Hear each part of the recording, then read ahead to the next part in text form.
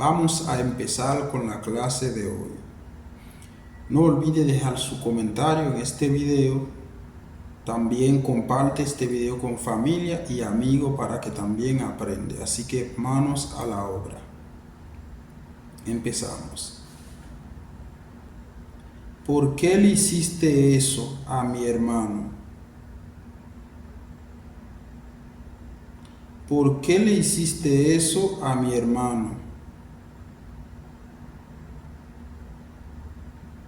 Por que ça ou fait frère nan ça? Por que ça ou fait frère nan ça? Él empezó primero. Me dio sin yo hacerle nada.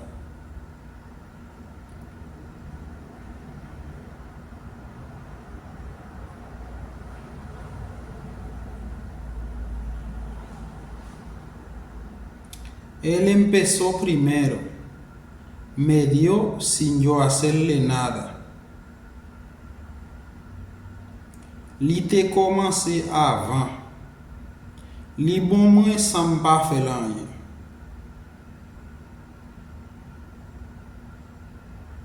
Li te commencé avant. Li bon kou san pa fe lan ye. Bueno, si tú supieras, tú te quedaras en tu casa. Bueno, si tú supieras, tú te quedaras en tu casa. Bon, si ou te connaît, ou te rete la caille. Bon, si ou te connaît, ou te tout rete la calle. ¿Por qué dijiste eso? Él te dijo que él va a hacer algo. ¿Por qué dijiste eso? Él te dijo que va a hacer algo. Pour qui ça ou dit ça? Li di ou la fait yon bagay?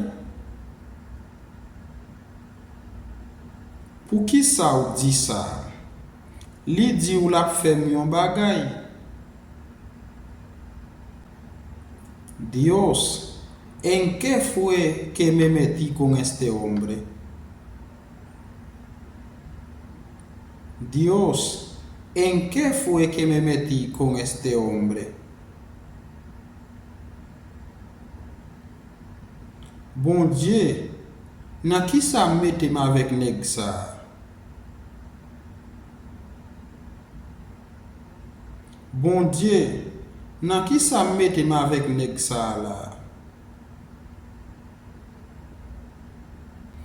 Y no quiero más problema. Y no quiero más problema. Et mwen pa vle plis problem. Et mwen pa vle plis problem. Que Dios meta su mano.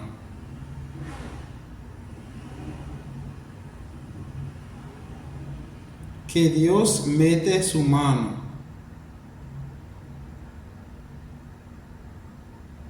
Que bon Dieu mette men là-dedans. Que bon Dieu mette men là-dedans. Dile a tu hermano que yo no soy esa clase de persona.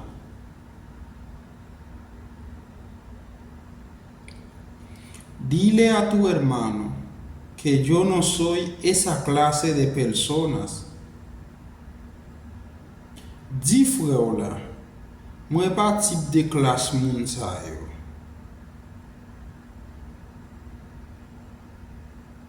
Di frère la, mwen pa tip de klas moun sa yo. Eso fue un error que yo cometí sin querer. Eso fue un error que yo cometí sin querer. Ça c'est une erreur. Moi commettre sans pas de vle. Ça c'est une erreur. Moi commettre sans pas de vle. Dile que le pedí perdón y que olvida eso. Dile que le pedí perdón y que olvida eso. Dile, moi mandé le pardon et puis oublier ça. Dile, moi mandé le pardon et puis oublier ça. Voy a ver si yo puedo hablar con él. Voy a ver si yo puedo hablar con él. Mwen pral wè si m kapab pale avec.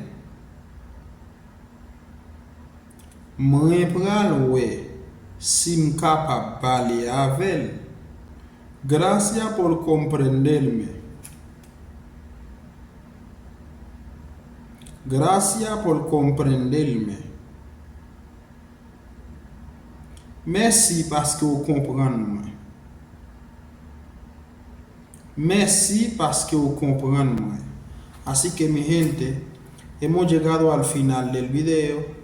Lo que le voy a pedir siempre, si usted no está suscrito a este canal, le pido a que suscribe al canal, deja un comentario y comparte este video para que llegue más personas a este canal, para que aprenda también como usted está aprendiendo. Así que nos vemos en el próximo video. Le dejo esa lista de videos en esos dos lados para que también pueda entrar a ver los demás videos que tengo en el canal. Nos vemos.